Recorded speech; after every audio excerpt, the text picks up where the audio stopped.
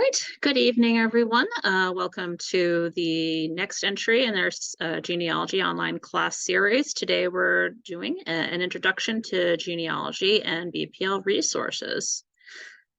For those of you who don't know me, I'm Jessie Wheeler. I'm the genealogy specialist here at the BPL, and I work at the Research Services Department located at the Central Library in Copley Square. First, we have a couple items of business to get out of the way. Excuse me. We acknowledge that the Boston Public Library's Central Library stands on land that was once a water-based ecosystem providing sustenance for the indigenous Massachusetts people and is a place which has long served as a site of meaning and exchange among nations. We are committed to land acknowledgements for all locations at which we operate. We reaffirm this commitment to set the context for our planning. Deliberations and public engagement will take place from the spirit of welcome and respect found in our motto, free to all. So just a couple more things. This class is being recorded, so everyone will be getting a link to the recording once it's available on our YouTube channel, which will hopefully be in a few days. Everyone will also be getting a follow-up email from me tomorrow with a link to the handout, which I'm also putting into the chat right now, and as well as a link to a PDF version of this presentation and the chat transcript. So if you miss anything, you don't have to worry, you will be able to get it. The chat box is open, so if you want to say hello from wherever you're from, or you want to say hello to other people here, feel free. And if you have any questions, you can pop them into the chat.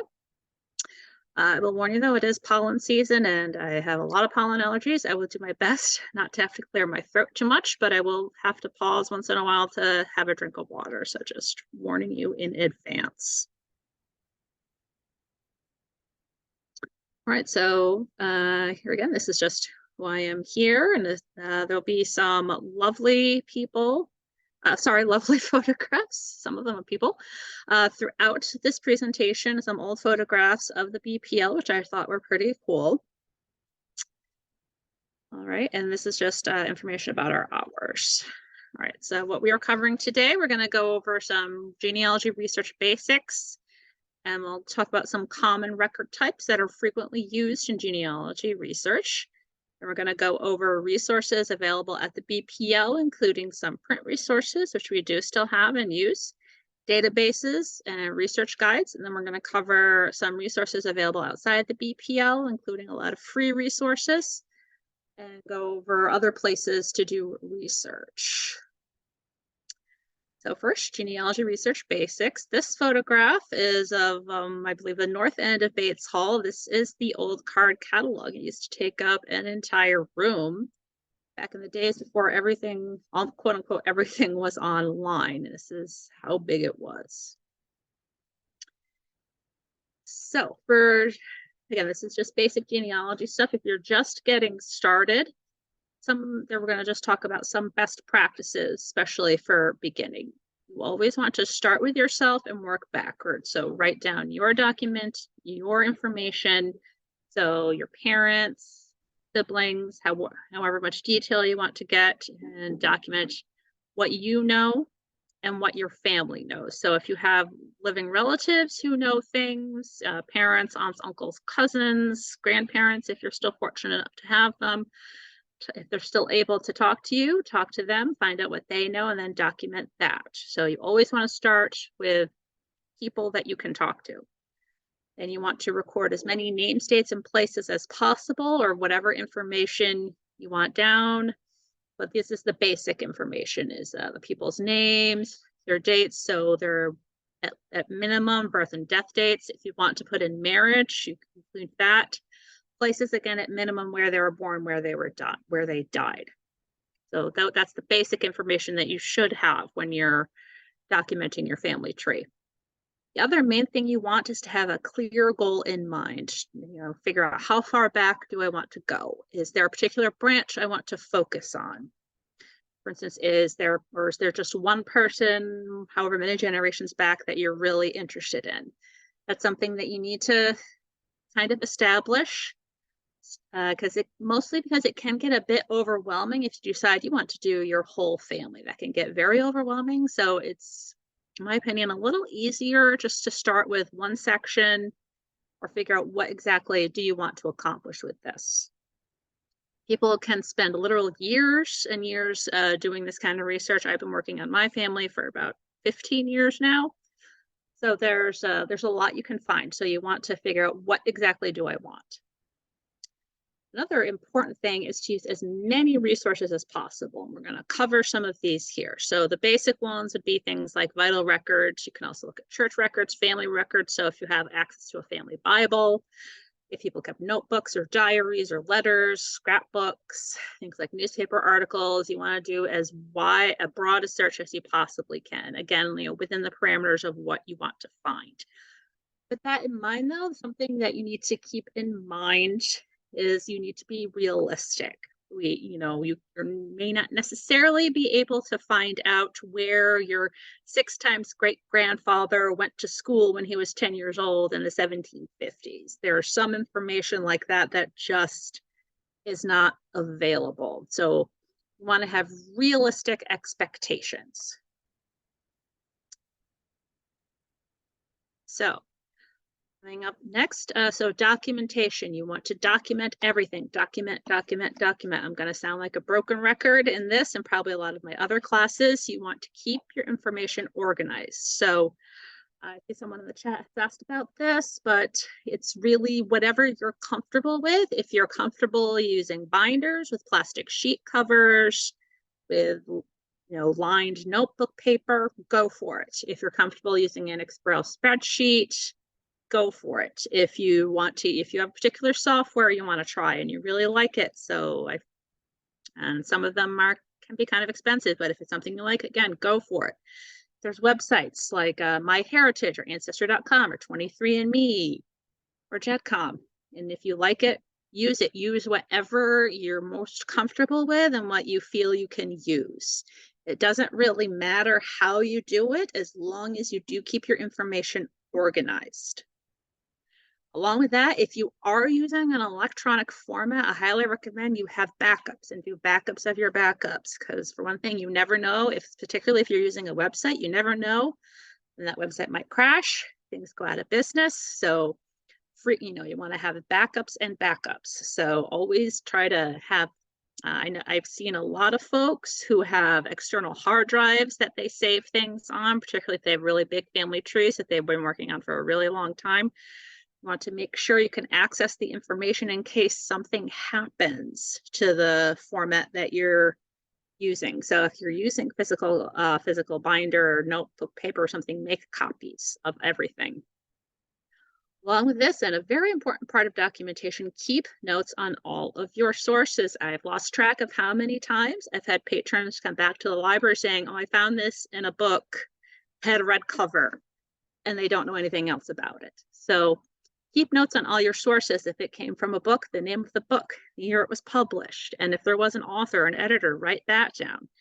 You always want to keep really good detailed notes on your sources. So for one thing, if you want to find them and refer back to them, or if you need to ask a librarian for help in finding it, it makes our lives much easier figuring out where you got that from so we can find it again, because not everything stays in the same place. We've had folks come back after 20, 30 years after they've looked for something, and whatever it was they looked at is either something we don't have anymore, or something that has moved to another building, or is in remote storage, or it has been digitized, so we sent the book to another facility. So please make our lives easier and your lives easier. Take notes on all of your sources, no matter what it is. If it's you talk to someone, make note of the date of the interview and the person you talk to. So again, I'm going to be like a broken record on this. Keep notes on all of your sources.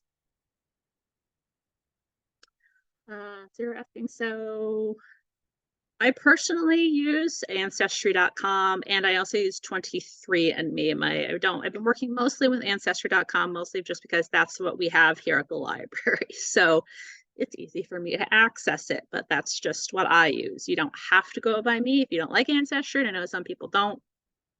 You don't have to use it, but it is the biggest one. So for the research process, okay, Cheryl's asking, we do have Ancestry.com. We're going to talk about that a little later. So for the research process, so again, this goes back to have a clear goal in mind. You want to know what basic information, if you are doing a particular branch. So if you're looking at a particular branch, if you're narrowing it down for that, you have to figure out, what do I want to find for each person? So like I said, at minimum, you should have birth date, death date, and location. But do you want to find marriage records? You want to figure out whether or not they had children, and if so, are you going to want to put all that information for them as well?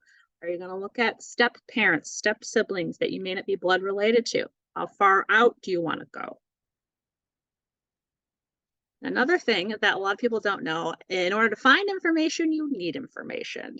It's kind of weird, but especially if you're asking someone like a librarian or an archivist for assistance, we need to know something we need to have something to go on in order to help you with it. So for instance, we will need, again, at least need a person's name and some kind of time frame. So you needed to know something to get to know something. So for instance, and also there are mistakes in records, but generally if you find a record that there's something a little off, like the name is spelled differently, if you have enough evidence that matches, it's probably the same person. All these records were created by humans. Human beings are fallible. So find a record there's just like one thing that's a little off, but everything else matches, it's probably still the same person. Along with that, again, we do a lot of this here. Do not be afraid to ask for help. Again, I'm a little biased, but I'm a librarian. I love helping people. That's why I have this job. Do not be afraid to ask for help. You don't have to do everything by yourself. We are here to help. People who work at archives are there to help you. That's what we can, that's our job. So please don't be afraid to ask us if you need help. Another key thing is be patient. As I said, I've been doing this for about 15 years now. This kind of research can be very time consuming.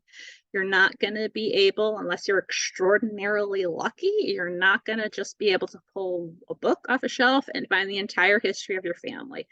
That's only going to be true if you happen to be related to like a Vanderbilt, or for instance, in Massachusetts, like a Saltonstall or Parker, or the Adams is the John and John Quincy Adams. Unless you're related to one of those families, you're not going to find a handy book with everything you want to know in it. It's going to take time, especially if you're going really far back and you're trying to get a lot of information for people. So you really need to just be patient. That's why I've noticed a lot of folks will start getting really into it once they're retired and they have more time.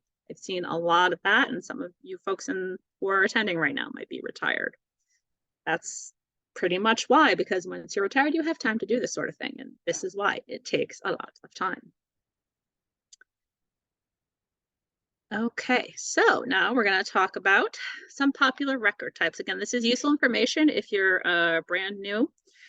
This picture I really like. So if those of you who have been here before, this is now called the Boylston Room. It is just outside of Bates Hall. Many, many, many years ago, it was the children's room. And that's what this picture is of, when it was the children's room.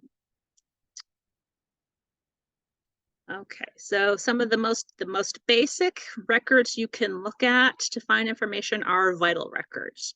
So vital records, they are government produced records that will document births, marriages, and deaths. Some people include divorce records in there. I personally don't, because it's not, those are a little harder to find. So they're useful because they can often have information about where a person lived, what their job is, and depending on the time period and the type of record, they would also have information about a person's parents, their spouse or spouses, or children. So that's why they're generally what most people who are starting out, that's what you start with, because it's just the most basic thing. They're relatively easy to get. There are some exceptions in states outside of Massachusetts, but they're relatively easy to get. They have a lot of really good basic information. So what the BPL has, we do have published indexes in hard copy for most cities and towns in Massachusetts, not all. Our collection is a little lacking on Western Mass, which kind of bums me out because that's where I'm from, but I'm working on that. And we also have electronic access to a lot of these types of things in databases like Ancestry Library Edition. Okay, so the other big thing that a lot of people will start off with is looking for obituaries and death notices. So those are going to be notices placed in newspapers after a death. So there is a difference between obituaries and death notices. An obituary is a longer write-up. They'll usually have a lot of information about the family. They might talk about the person's life, where they were from, their different jobs, any places, societies, or clubs they belong to, any charitable organizations they were part of. So those are going to be the nice long write-ups you see. Death notices are quick little blurbs. They kind of look like the classified section, and those will tend to only have information about when the person died, maybe their next of kin, maybe a cause of death, but generally what the most basic information that they will have is when they died and when services are. So those are just really short things. Most people, particularly if they died in the Boston area, will just have a death notice. That's true for most people, especially if you're from a big city. That's really the most you're going to get, because people do have to, for death notices and things like that, you do have to pay to place them. I've had relatives who've passed away, and that was part of the cost of the funeral. We had to pay to do it. You're basically kind of placing a classified ad advertising that this person died. Again, this is for, people who aren't famous. If you're very well known, a writer will write an obituary for you, but most of us are not related to people that fancy. So what does the BPL have? We have a lot of newspapers on microfilm. We're going to talk a little bit more about that later, as well as a lot of newspapers in multiple databases, which we're also going to talk about later. So these are the most basic things that you can find information in. But again, there's another caveat. There's caveats with all of these. They are written by the family.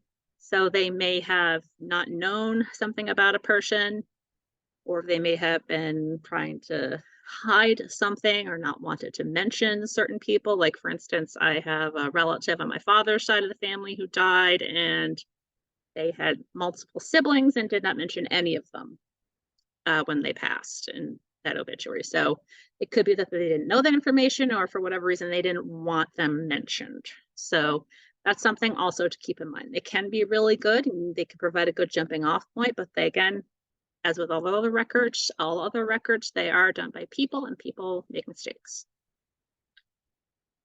Census records, they're another really good basic starting point for this kind of research. So what I'm talking about here is the federal census. So that's taken every 10 years, beginning in 1790. So their main goal of the census is to count the population of the United States. But why they're useful, they can contain, depending on the time period you're looking at, they can contain a wealth of information: a person's name, their age, what they did, where they worked, their spouse, how long they've been married, how many kids they have, how many living children they have, if they came from another country, what year they immigrated.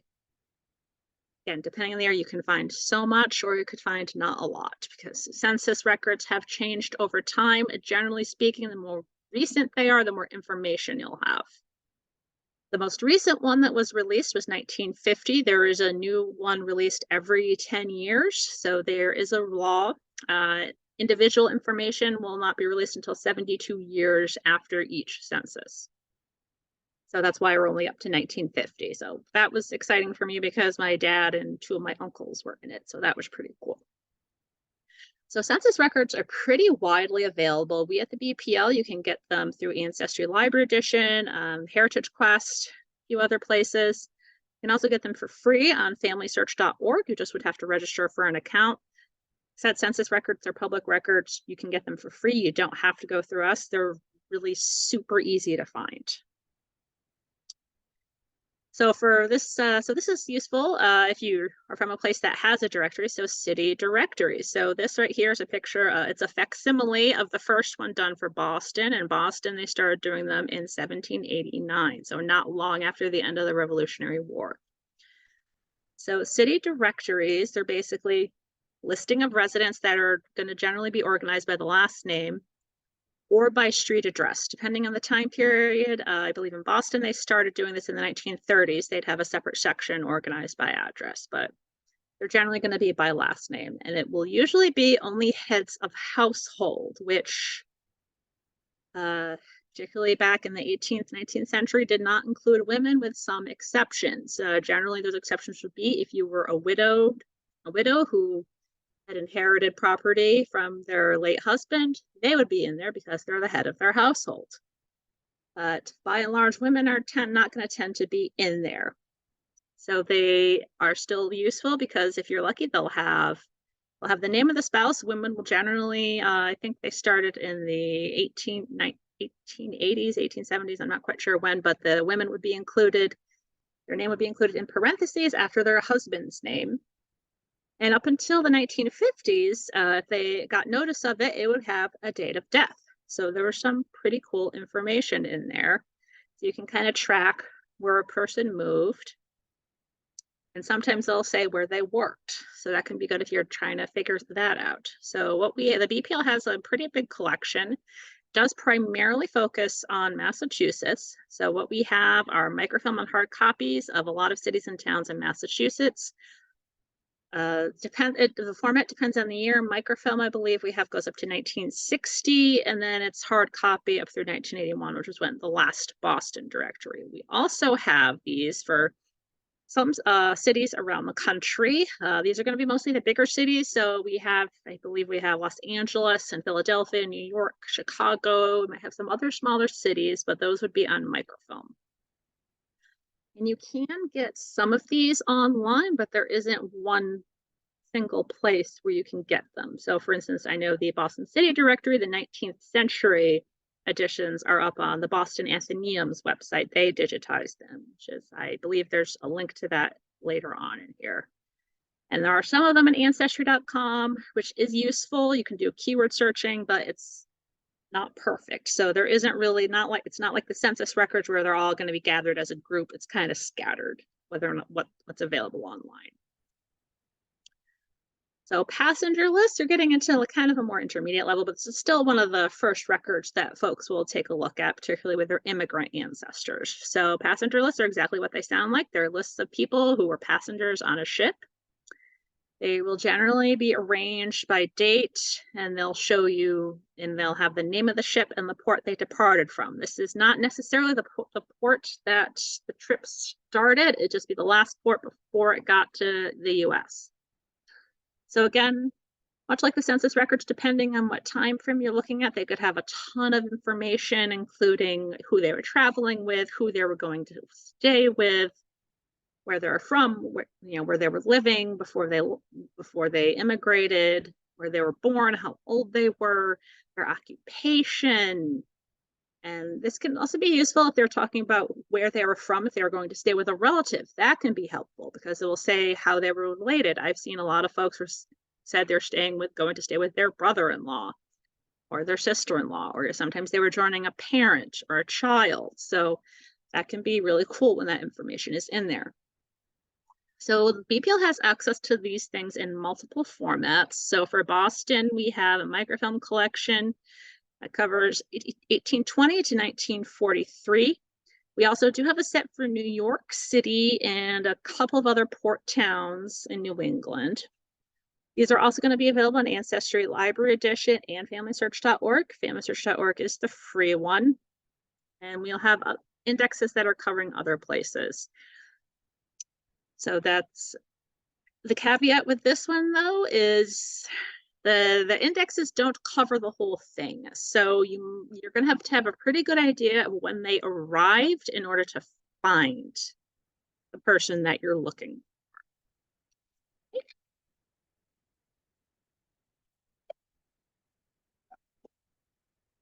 Okay. All right, so we've talked a little bit about what's at the BPL. Now we're going to go into a little more detail about the resources we have here. This picture, for those of you who are familiar, is Bates Hall. So this is done, I think, shortly after we opened in the late 1890s. Doesn't look that much different for those of you who have been there. So first things first, if you're looking for something here, you always want to start searching the catalog. A lot of this stuff that I've been talking about, you can find in the catalog. However, we have the online catalog here, which is just, you can go to bpl.org. Let's see if Safari will be, or Chrome will be nice to me today. There we go. So, oh, it's a little slow. So I will warn you, we've been having some intermittent issues with our catalog the past couple weeks, or having the vendor is working on it though, but there we go. So normally when it's working, you will be able to find our catalog just at the top of our home page here. It'll be at the top of every single page on our website. So you don't have to go looking for the catalog, but if you do want to do that, and where did they hide it? There we go. So if this catalog isn't working, if you go into learning and research, you can go down here and click on alternate catalogs. That'll open another catalog you can search. It's the same information. So that's our catalog here. We do, however, have other catalogs. So we have something called the microfiche catalog. So those who are familiar with microfiche, it's a format where basically you take really small pictures of what used to be our card catalog. So when we were converting in the mid-70s to an online catalog, not everything made it over to the online catalog. This is why we still have the microfiche catalog, so you can find everything that we had at that time. We also do actually have a separate genealogy card file that is in Research Services, which is the department I work in. So that will have published genealogies and some material in our vertical file. We do have a vertical file. I don't think we've added anything to it in a while, but we do still have one. So unless it says otherwise, if it says vertical file, you want to come talk to me or one of my coworkers at our desk. But if it's something else, you'd want to go to the book delivery desk. So when you are doing a search, depending on what you're looking for, we just have some suggestions here for what you're looking for. So if you're just looking for basic, how do I look for a specific thing? Like say you're researching genealogy in Spain, you can do a subject heading search for Spain genealogy.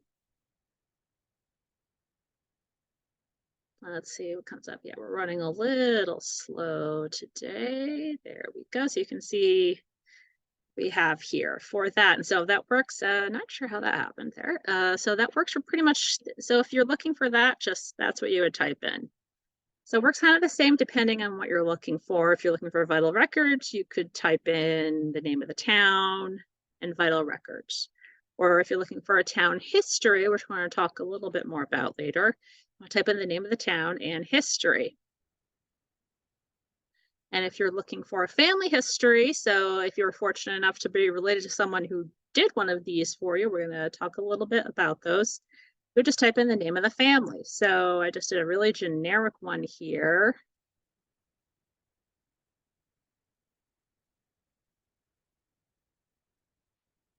And there we go.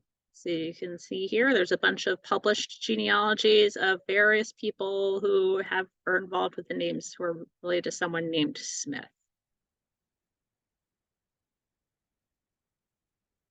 So I know some of you are probably visiting from outside the state, probably not too many today, but I'm going to talk about how you can get materials. So anyone who has a public library card in Massachusetts, you can access our materials. So you don't have to live in Boston, you just have to live in Massachusetts. So you have a couple of options if you do live in Massachusetts and you do come to visit us. You can either register your Massachusetts Public Library card at the book delivery desk or the borrower services desk, and then you can just use that, or you can get one of our cards. It's entirely up to you.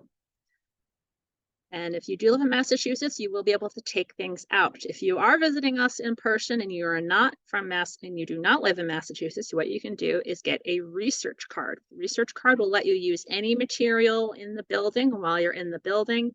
You cannot, however, take anything out, and it does not give you access to online resources. So that's something to keep in mind, and you can get that as well at the borrower services desk at the Boylston Street entrance or at the book delivery desk on the second floor. So when you are asking for material, either at my desk or at the book delivery desk, it's going to take some time. So most of the stuff we're talking about here, you will need to come talk to us or to the book delivery folks to get it. For book delivery, turnaround time is about 15 to 30 minutes. So that's just something to keep in mind. It's not, we don't have everything right here handy. It's going to take a little while. Other thing to keep in mind is we have some materials that are stored off site, and they might either take a few days to get here, or they might be entirely inaccessible. So that's why we always suggest, if there's something specific that you definitely know you want to look at, either email us or call us so we can make sure we can have it ready for you when you get here. We hate to have people come in and whatever they're looking for is not here and they're only there for one day. So definitely, if there's something specific you know you want, let us know, and let us know ahead of time, and we'll get that ready for you. And again, I said this before, please don't feel afraid to ask us for help. That's literally our job. So we're going to talk about a few locations where you're mostly going to find things. So you're probably, if you're doing genealogy research, you're going to visit either me or my coworkers at the research services desk. And we are located on the second floor of the Kim building, or the entrance is on Dartmouth Street, and it's in the Washington room, so named because there is a gigantic portrait of George Washington hanging over our desk. So if you find yourself where underneath a painting of George Washington, you found us. The delivery desk is right outside of the Washington room, so it's just right there. You'll be able to see it. And they house most of the collections. Actually, most of the books that we have at the BPL are in the closed stacks. We just don't have enough room for everything to be out on the main floor. You might also be looking for things if you're looking for maps, real estate maps, insurance maps, anything like that. You would want to go to the Map Center, which is down on the ground floor. They're not technically a department at the BPL. We basically have a public-private partnership with them. They are located in our building, and they house their collections here, but they are technically a separate organization. And as I mentioned before, so we don't right now have a single genealogy space. We're working on making that happen. Hopefully by the end of the year we'll have that, but for right now things are kind of scattered. So there might be some materials that we'll have to send you elsewhere to look at. For instance, there might be some things in special collections, or things that, depending if you're researching a business that you have a relative who worked for, you might be needing to go to the business library. So not everything is in the same place right now. We're working on it. So now we're going to go over a few different print resources. So we used to, many, many years ago, you can kind of tell by the outfits there, they used to occasionally roll some books out to the courtyard so people could browse books in the courtyard when it was hot in the summer and before we had air conditioning. So these are just, we're not going to talk about all of these. You can feel free to click on these links at your leisure later. I will be sending you the slides. So these are just a few of the print resources we have, and we do still use them. We have things like cemetery indexes. Those they are exactly what they sound like. They are indexes for various cemeteries. They're primarily going to be historical cemeteries, but you might have some other ones. We also do have a few books that were put together usually by the folks at the New England Historic Genealogical Society that have some information. But generally what these will have will be the names of the people and their dates of death, birth if they're in there. If you're really lucky, you might get a book that will have a transcription of whatever is inscribed on their headstone. So if they had information about their family on there, you could find it in there. That's not all of them have that. Here we go. City directories, which is another really good resource we have. We talked about those a little bit. So those are one thing we have that we like to use a lot. And what I've mentioned a few times, our genealogies. So these are, again, unless you're talking about a famous family, these are mostly going to be done by a person in the family. So let's see if we can get some examples here. You might come up with some random stuff. So like I said, usually these are going to be done by people in that family. They're researching their own lineage. A lot of them are privately printed and were donated to us. Some of them are going to be professionally published. How detailed they are depends wildly. If, on resources they have, they don't always cite their sources. So it really kind of depends. But these can be, again, really good starting points, I would say. especially if you're looking at something where they didn't cite their sources. You would really want to take everything with a grain of salt and don't take it as gospel truth. You want to back it up with other resources. Okay, so another thing we haven't mentioned yet here are military indexes. So this is really useful if you're looking for an ancestor who served in the military. Our collection here is particularly strong with the Revolutionary War and the Civil War. Does primarily focus on Massachusetts, but we do have the Union rosters covering all states in the Civil War. So we do cover the entire country there. And these can be handy, especially we have some that are pension files. It's kind of So that can tell you if you're looking at a pension record, that can tell you who their next of kin was, who was filing for the pension, and whether or not the person was still alive when they filed it. All right. So now we're going to talk about some online resources. This is a room on the first floor that I believe now we call the Guastavino room or special exhibits room. I forget exactly what it is now, but it used to be the newspaper room many, many years ago. And there was actually, this is why I like this picture, there was a table reserved just for women. I thought it was pretty cool. So we did touch on this a little bit before. So people who live in Massachusetts, you will be able to access some online resources. You wouldn't be able to access Ancestry.com remotely. That is only available in the library. But a lot of the other things, newspaper databases, which we're going to take a look at in a bit, those you can access from home.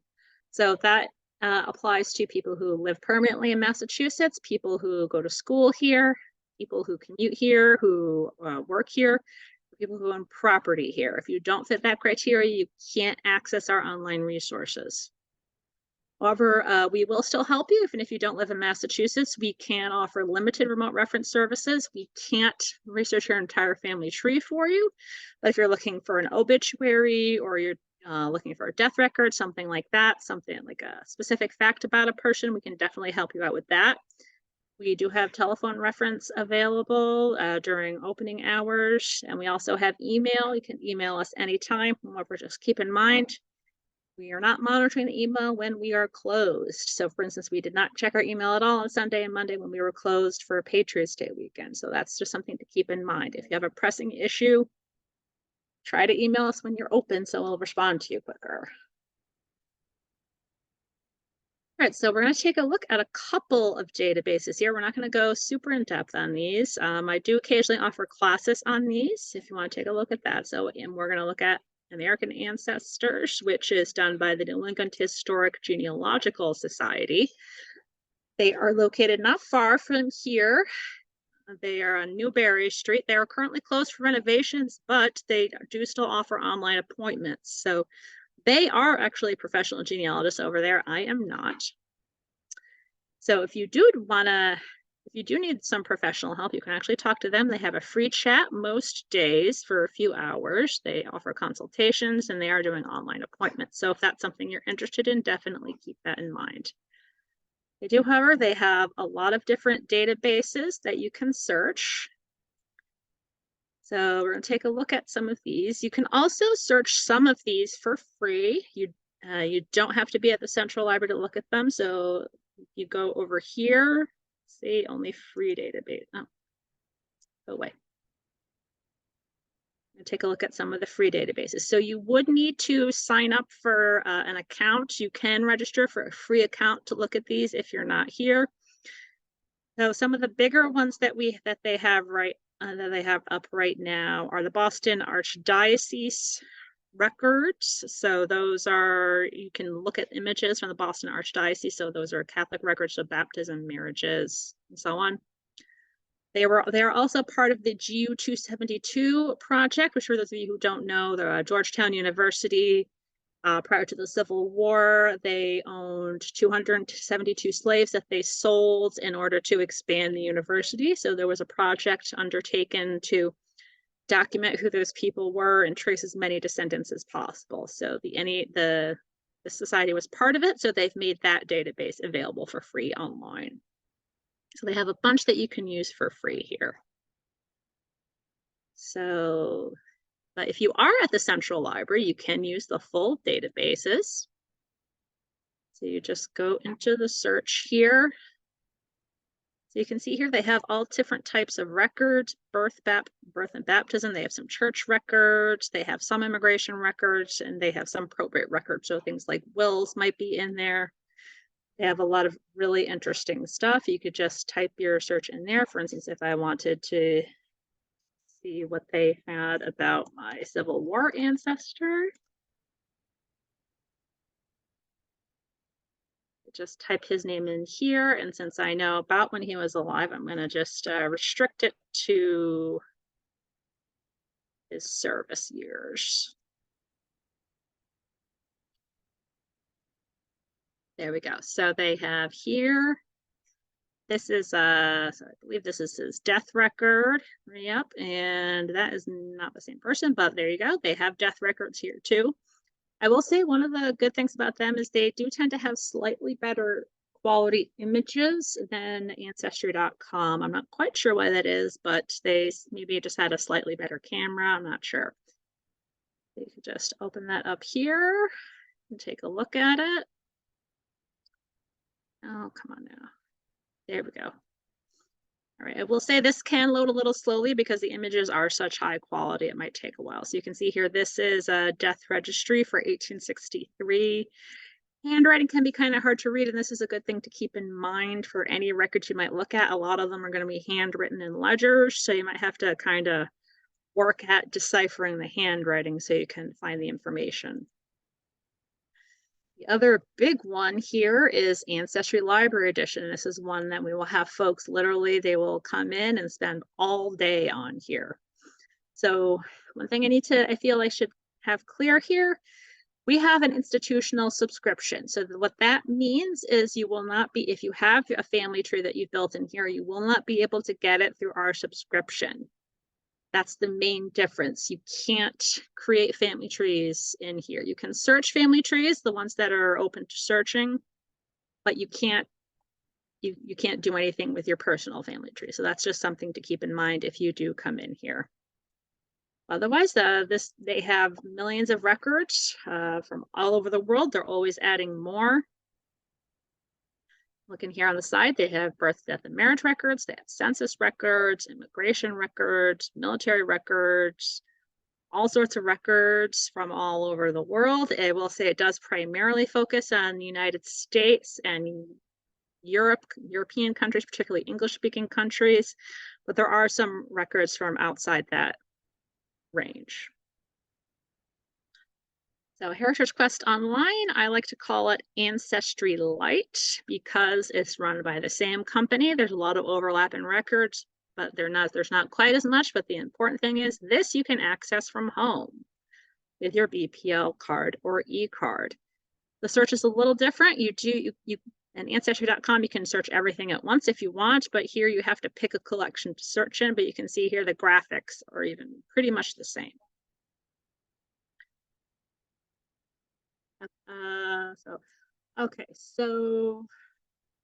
So Ancestry, So Ancestry.com, the main difference is you can't access, for instance, if you had a free account for Ancestry and you built a family tree, you can't access that through our subscription.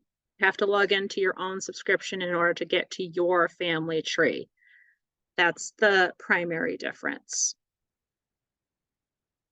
Okay. So this is a new database that we just got that we're pretty excited about called My China Roots Library Edition. So it is pretty much what it sounds like. It is focused on those with Chinese ancestry. So they do have records in here in English and also Chinese characters and transliterated Chinese. So if you have your keyboard set up for Chinese characters, you can search that way.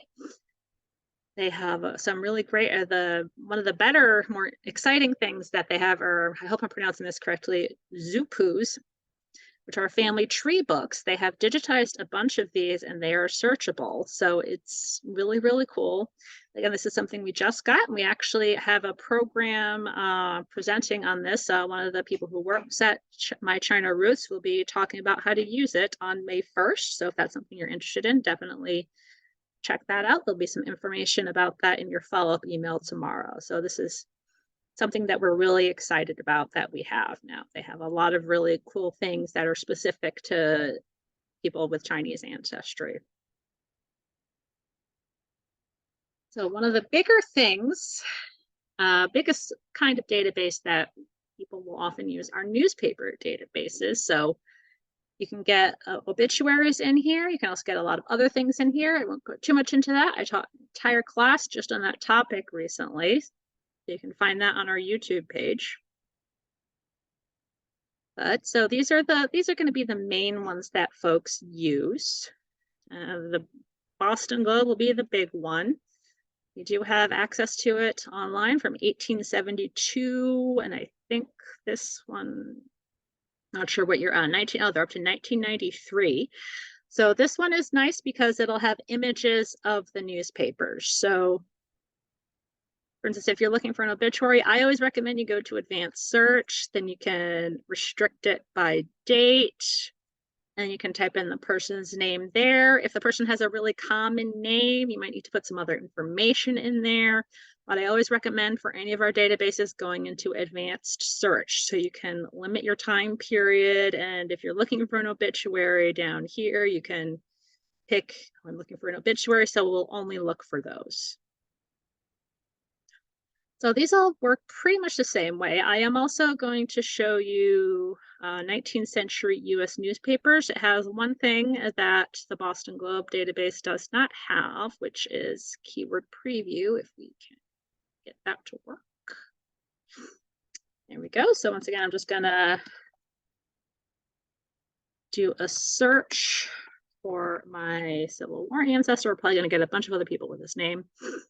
There you go. So what you can do, they have this button here called keyword preview. Then you can look at that here, so I can know, oh, that's not the guy I'm looking for. I don't need to click on this article to read it. So it saves you some time there. All the other databases, you have to go into the big image of the article in order to look at it. Okay, so Meg is asking, MyHeritage has a new website called oldnews.com. Can we access that with a library subscription? No, that is not part of our subscription. They are not making that part of their institutional subscriptions. It is for individual subscribers and for an extra fee. As far as I know, they don't have any plans to make that available to libraries. So Maggie has mentioned MyHeritage, so we're going to take a look at that too, because the search is a little wonky.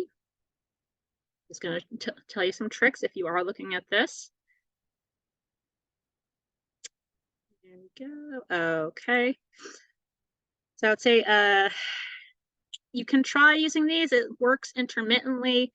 Keyword search doesn't always work. These extra things here don't always work. So I usually will just type in the person's name, or if you're looking for something else that's not a person, just try splitting it up into the name. And sometimes I've had luck that way, but we're going to pop my Civil War ancestor's name in there. So they do have a fair amount of overlap with Ancestry.com. So they have things like city directories, some birth records, but why we like them is because they have some newspapers on there that no other databases have. And a lot of these are newspapers that were scanned from the BPL's own collection. So a lot of these are newspapers that they scanned from us. So that's why we really like them, because they have a lot of really great newspapers in here that we can't get any other way. So they have the Boston Post, they have the Boston Globe. Those are two of the bigger ones, but they also have Springfield Daily Union, the Boston Transcript, a lot of newspapers that are kind of hard to find online. So that's why, as wonky as the search function is, there's a lot of good stuff if once you can spend the time to look through it. And this is one that you can get remotely. So these are one of the big things that I've been working on. We have some research guides. So I'm going to show you, of course, the genealogy research guide. It used to be this big monster of a guide. We've recently split it up into 4, so it's a little bit easier to navigate, hopefully. There we go. So we have one guide that'll talk about just, okay, there we go. Come on now. There we go. So this one will just, so this first one here is just an introductory thing that'll tell you where any information about programs and about my department here. I accidentally closed the wrong window. Nope. The main one, however, that you're probably going to want to use is records and resources. So this will talk a little bit more about the different kind of records I've touched on, today, plus a few other things. So for instance, if you're looking at census records, there's a section on the census in here. So that'll tell you more about what it is, how it works, how to search it, and how to get to it. And it'll give you links to the various places you can go to use it, different topics that might be useful for you to know about depending on what you're researching, and then links to more information about it. So this is just an example. We have information like this for a lot of different things here.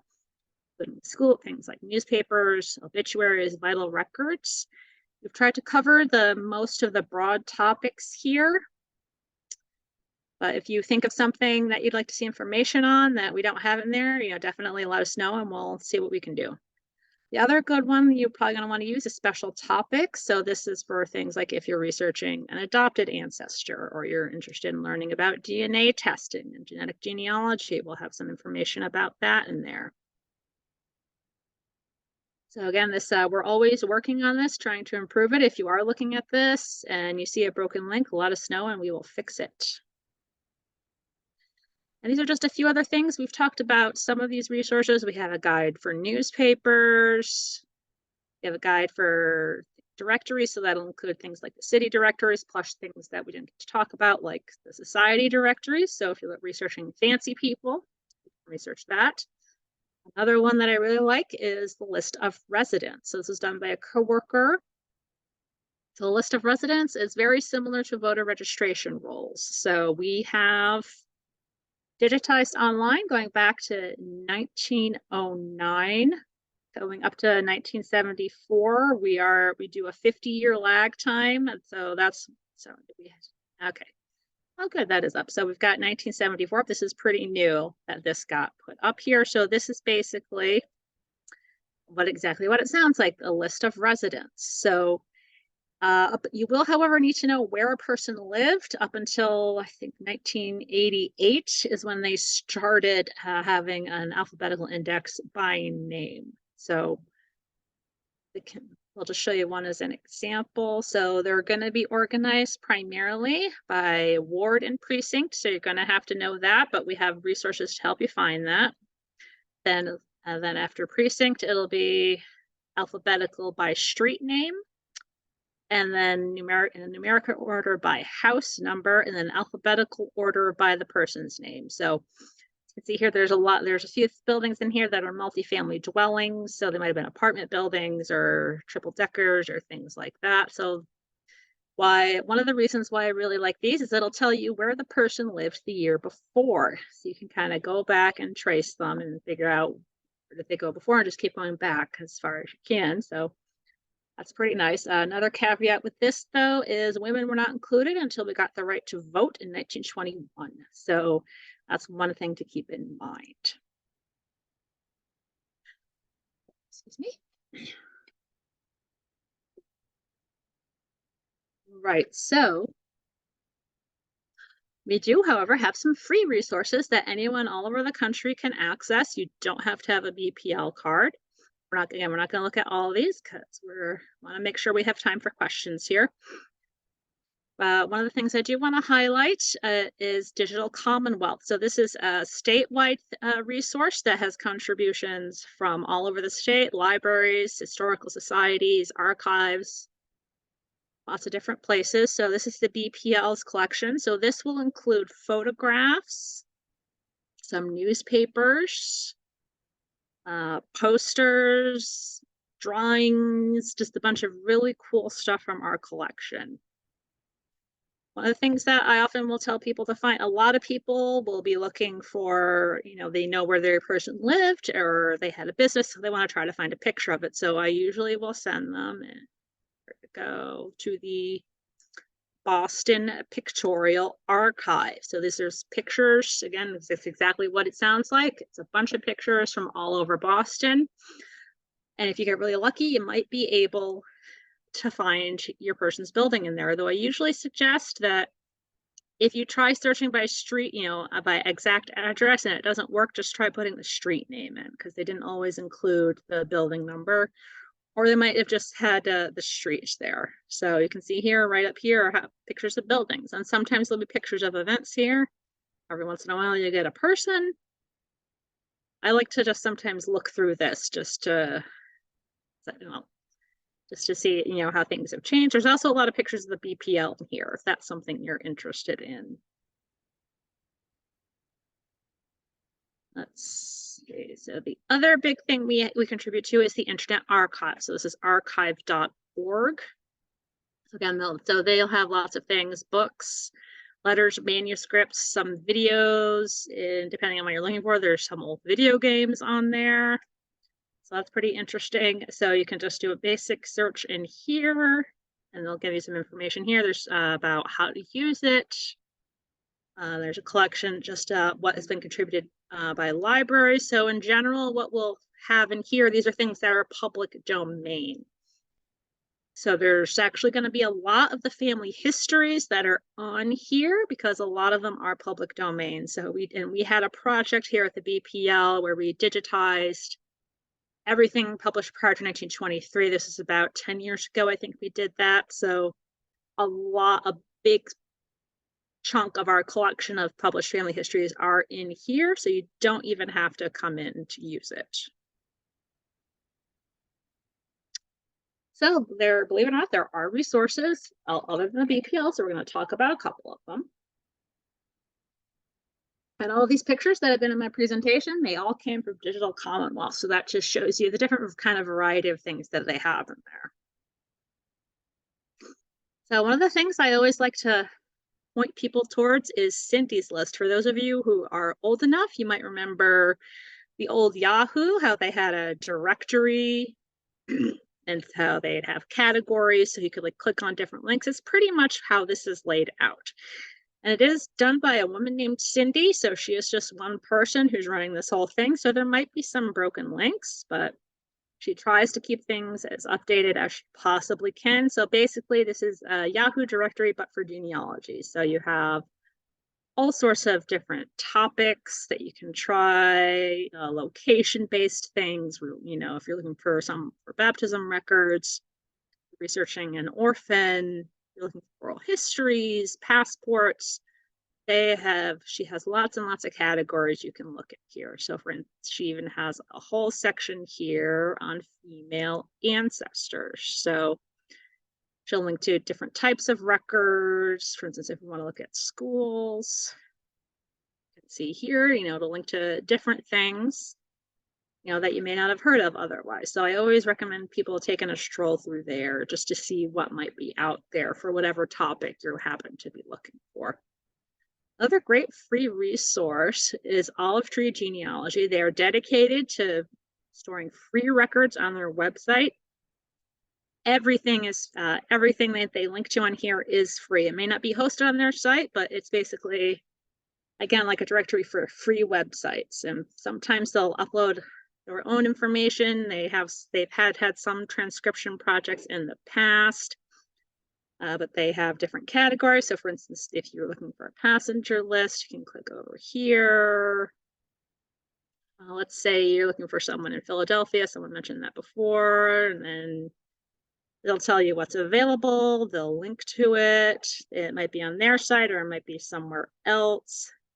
So again, if you really don't want to, if you don't live around here, you can't access our things, but you don't want to spend on the subscription, you can find a lot of really great free resources through Olive Tree.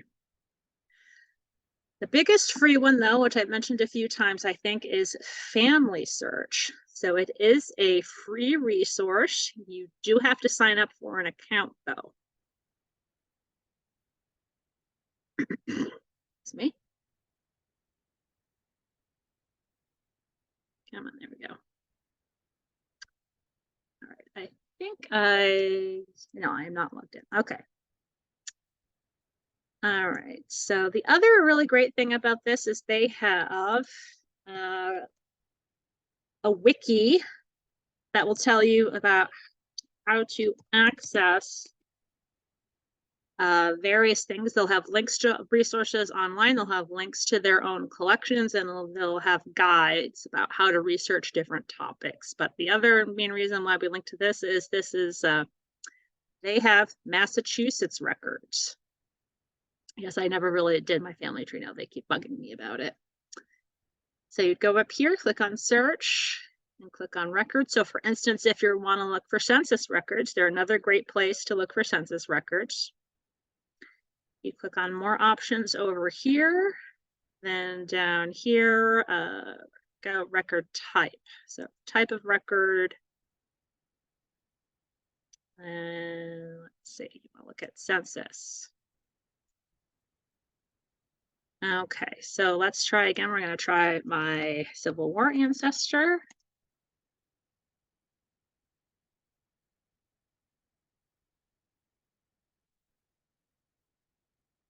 Okay, so if you're not sure about the spelling of the first name, then this is true for a lot of other databases. You can have it just do an approximate search, so you can maybe find them that way.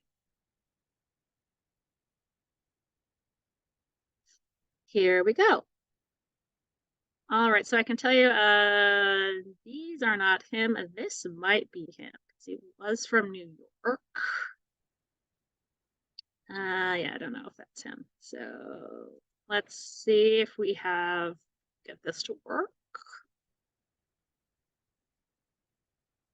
So I always recommend whenever it's available that you look at the original image of whatever record you're looking at, because you'll have much more information that will show up on there than just looking at the transcription. And this is not helpful to us right now. So you can see here, this is an example of what I was talking about. Early census records don't have quite as much information. They tend to just have head of household and the number of people that were living there. But this is just a little example of how the search works on here. And that's why I really like to recommend them. They have a lot of really great stuff and they are completely free. You can also build a family tree in there. That's one of the places that some folks like to build their family trees. So there are other places that we might direct you to if there's something that we don't have. The main ones will be, I've talked about them already, the New England Historic Genealogical Society. They have a really good collection and they have professional genealogists. We might also send you to the state archives. They do have a lot of records that haven't been digitized yet, especially if you're looking for vital records covering from 1915, which is roughly when we have them online, through 1925. Those haven't been digitized yet, so they're the place you're going to want to go to get those. Also for vital records is the Registry of Vital Records and Statistics. So they will have vital records for everywhere in Massachusetts from 1926 to the present. So if you're looking more recent times and you're not sure where the record is, you're going to need to go to the Mass Registry. Also, depending on what records you're looking for, if you're looking for military records, certain military records, maritime records, so say custom house records, you'd want to go to the National Archives location it's in Waltham, but they call it National Archives Boston. I guess they decided Waltham is close enough, they can just call it Boston. And they do have different locations all over the country. So if you're researching for another location, you'd want to find the closest National Archives to where that is. Chances are they'll have records for whatever you're looking for there. So this is just a little bit of what their website looks like. All right, so we do have time for questions. If you come up with something after, we do have other ways you can contact us, but it looks like we do have a few things that came in. Okay, let's see. All right.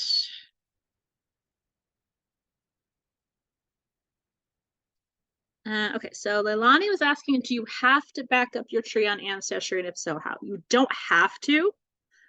I've done it in a while, so I'm not sure on the steps, but if you have an individual subscription to Ancestry, there is a way to just download your, I don't remember what it's called, but you can download a data file for your family tree. There is a standard file name, and I'm sorry, I'm blanking on it, that most family tree websites have. You can just download that file. So that's how you would back up it on Ancestry in an online tree. So see, Steve's asking, I have a membership with Ancestry.com, but my tree needs some changes. Do you know where I can get a course on how to move ancestors and tree branches? So I don't know about specific courses related to that, but I can tell you Ancestry, if I can get back to my browser. Ancestry has a lot of free resources that you can look at. So they will probably have a topic that can cover that. Hold on. Okay, so if I can get back, sorry, we're on mine here. Not what I meant to do. Okay. They do have things like they'll have video guides, like little quick videos. Just try getting the library thing. They'll have blog posts. So just try to get this to come up.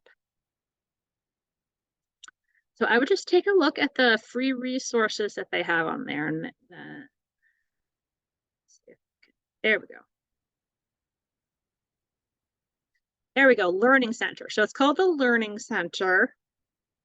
So this is all free, so you can use it while you're here, but there is a way to get to it from home. So they'll tell you getting started, and there's a category, I believe, for how to use their things.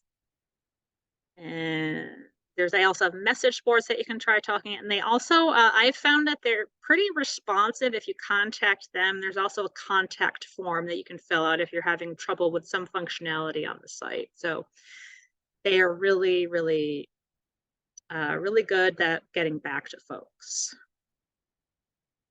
Okay, let me see. Sorry, I lost my place here. Oh, here we go. Okay, so we've got a recommendation for some software here from Charlene. Thank you, Charlene. Yeah, so yeah, Roger Conant. Yeah, that's one of the big ones, and there is a book about him. So if you're fortunate enough to be related to someone like Roger Conant, there will be a book that you can look at. Okay, so I think we touched on this, but I'll just remind folks. So you cannot access Ancestry Library remotely. You could do that for a little while during the COVID lockdown period, but that was just during that time. So we haven't been able to do that for a while. Unfortunately, you do have to come into a BPL location. However, if you don't live somewhere where you can go to the BPL, check with your local library. They probably have it. It's a database that a lot of public libraries have. So chances are you probably live near a library that has it. Okay, so I think we touched on that. Okay, so Maggie's asking, what kind of things can we ask you for help with? So basically what I said is we can't do your entire family tree for you. We can help you figure out where you need to go to get information. If you're looking for one specific thing, like for instance, I mentioned if you're looking for an obituary, we can get that for you if it's something that we have in our collection. If you're looking for a death record, we can tell you where to find that. If you're looking for a collection of materials, papers about your family who is important, we can try to figure out where that would be so you can contact them. So basically what we can do is if it's a small single fact, we can find it for you. But if you're looking for something bigger, we can tell you how to find what you're looking for. So basically, one way to describe it is we can help you do your research. We can point you in the right direction, tell you where you can go if there's something that we don't have. So that's basically what we can help with. So Charlene's asking, is BPL a Family Search affiliated library? No, we are not. I am working on that. I've talked to my boss about that. I'm hopeful that we will be someday soon. I don't know when, but I would really like to have that happen, but we are not right now. So Liz is saying, I found local community papers include a lot more information than the larger ones. That is definitely true. For instance, I'm from a smaller town, so we were able to have pretty extensive write-ups for my family members who have passed away. So that is definitely true. If you know someone who died in the Boston area, but not in Boston, so for instance, if they died in a town near Boston, try that town's newspaper. They're probably going to have more information than the Globe will. They definitely will have more information than the Globe will. That's even for within Boston. If you have a person died in Boston, and if you know what neighborhood they were in, if that neighborhood had a newspaper at that time, they might have a longer write-up in there. Okay, so Kristen is offering information about divorce decrees. So yes, they are available. It's just they're a little trickier to get. They're not going to be ready online like birth, death, and marriage records. That's why I usually don't recommend folks look for that unless that's something specifically that they want. Then there is a way to get it. It's just not quite as easy as the other things.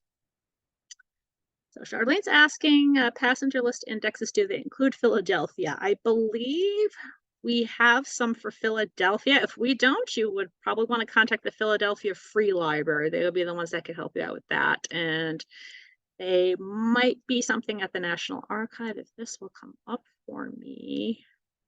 Okay, so let's just see.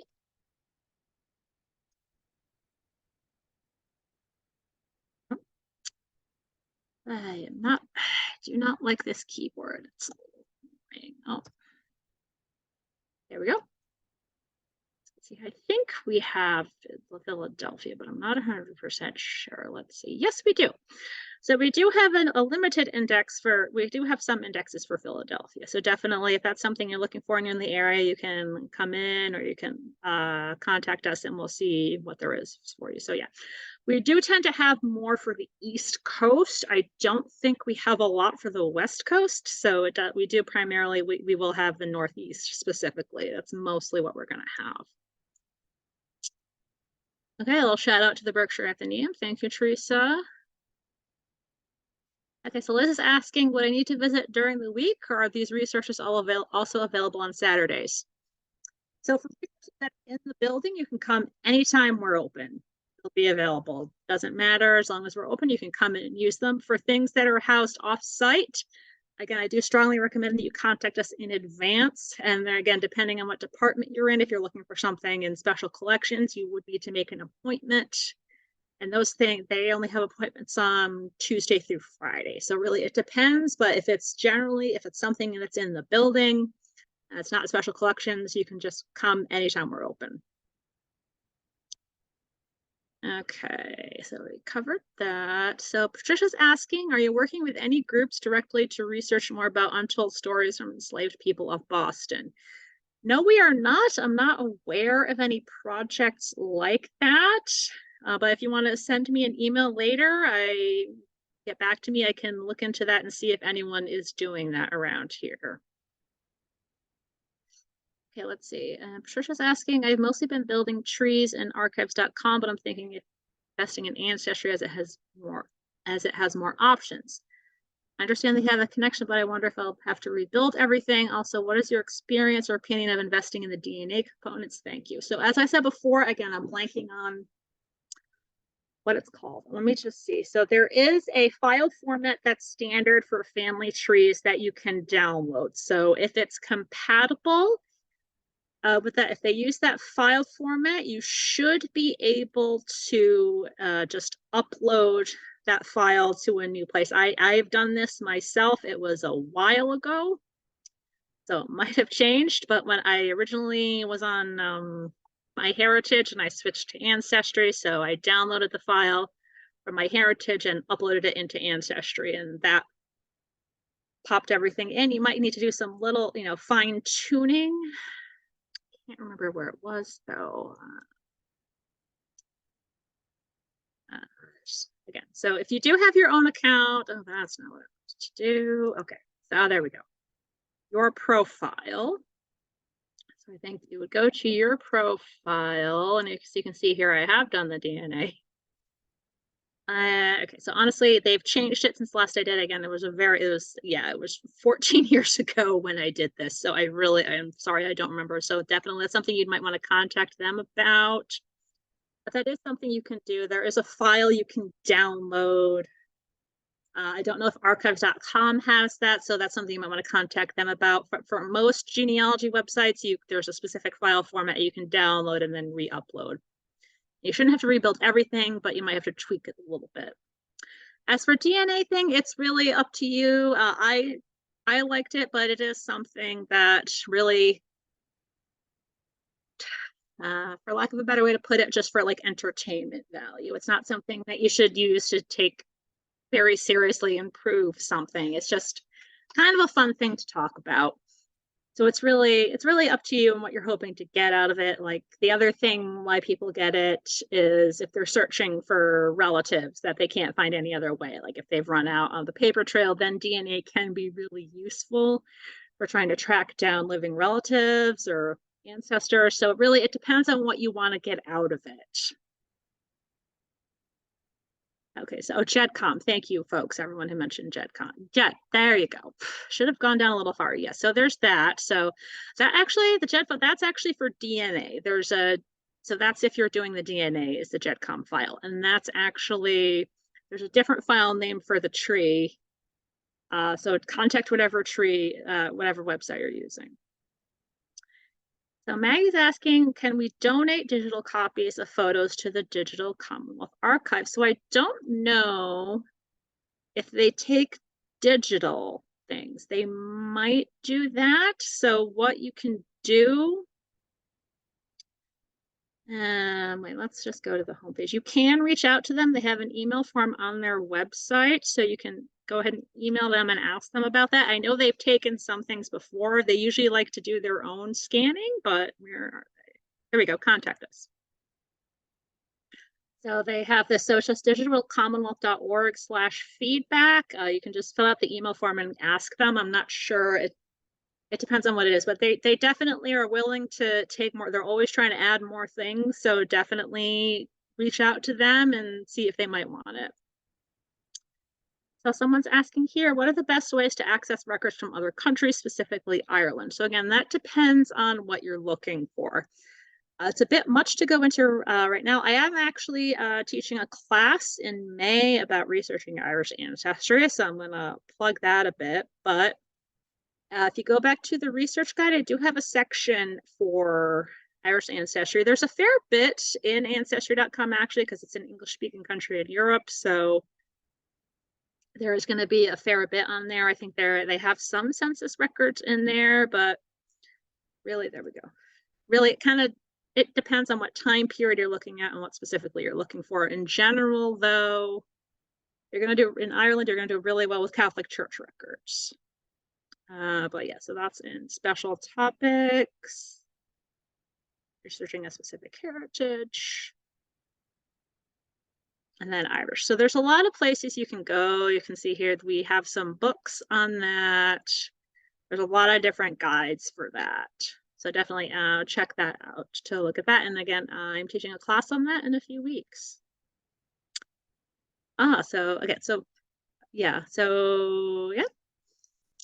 great. Okay. All right. So thank you for Patricia. Like I said, send me an email later. My email I think is in your reminder for this. So send me an email later, and I will look into that and see if we can do anything. Oh, okay. So, I stand corrected. GEDCOM is okay. You're right. There's a difference. Okay, see, I confused GEDCOM with GEDmatch. I do apologize. So GED is just they need to be a little bit more original, naming these things. Okay. Let me see. So Maureen's asking, how do we learn of your classes? So the best way to actually would be to bookmark the genealogy page. So we're just there. Let me get back to it if I can. So it's just bpl.org/genealogy. That's the easiest way to keep track of things. So you'll have a list of upcoming events here. Not all of these are necessarily my things, but most of them are. So I'll have my classes and then guest speakers that I have coming up. So you can see the Irish ancestry, that's on May 22nd. So if you have questions about that, you definitely check that class out. So that'll be in a little over a month. I'll be doing that. So yeah, this is the easiest way. Just bookmark this page. All right, so I think we've caught up to everything. So let's see. I've already done that. Okay, so if you come up with something, once we log off here, you can send us an email to ask@bpl.org. You can give us a call Monday through Friday, 9 to 5 at this phone number. And one thing I want to point out, if no one answers, Please leave your name, your phone number, and your question. Someone will get back to you. It might take a couple of days, but we will get back to you. There's literally only one person who answers the phone. So, and we do not deserve her. She is a wonderful human being, but she's may not be able to answer your call if she's already on a call. So if no one answers, leave a message, please. We will definitely get back to you. I guarantee it. We also have a live chat that we do Monday through Friday, 11 to 1. So you can, and it is staffed by a person.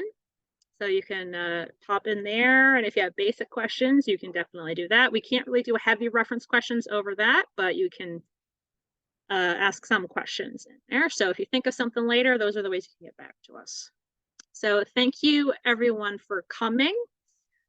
Like I said, earlier, if you missed this earlier, this class was recorded, so everyone will be getting a link to the recording. Hopefully in a couple of days, it'll be on our YouTube channel.